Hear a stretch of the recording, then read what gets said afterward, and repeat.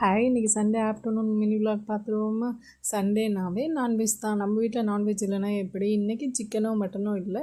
இன்றைக்கி சூட கருவாடு குழம்பு தான் பிளான் பண்ணியிருந்தேன். இன்றைக்கி ஃபஸ்ட் டைம் நானே சூட கருவாடு குழம்பு வச்சுருந்தேன். நமக்கு தெரிஞ்ச மாதிரி சூப்பராக சூட கருவாடை உரித்து முடித்து கருவாடு குழம்பு தான் வச்சுருந்தேன். யாருக்கெல்லாம் கருவாடு குழம்பு பிடிக்கும்னு சொல்லிவிட்டு மறக்காமல் கமெண்ட் பண்ணுங்கள். கத்திரிக்காயும் முருங்கைக்காவும் சேர்த்து சூப்பராக சூட கருவாடு குழம்பு வச்சு முடிச்சாச்சு. அப்புறம் என்ன, நம்ம கூட்டு தானே. முட்டைக்கோஸை காய் வச்சு கட் பண்ணி கஷ்டப்படுறத விட இந்த ஸ்லைஸர் யூஸ் பண்ணி ஸ்லைஸ் பண்ணிங்கன்னா ரொம்ப அழகு போல் இருக்கும். சூப்பராக இருக்கும். ட்ரை பண்ணி பாருங்கள்.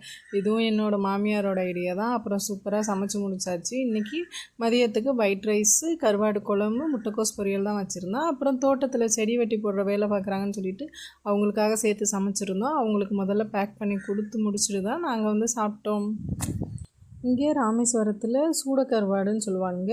சென்னை சிட்டி சைடில் மத்தி மீனுன்னு சொல்லிட்டு சொல்லுவாங்க.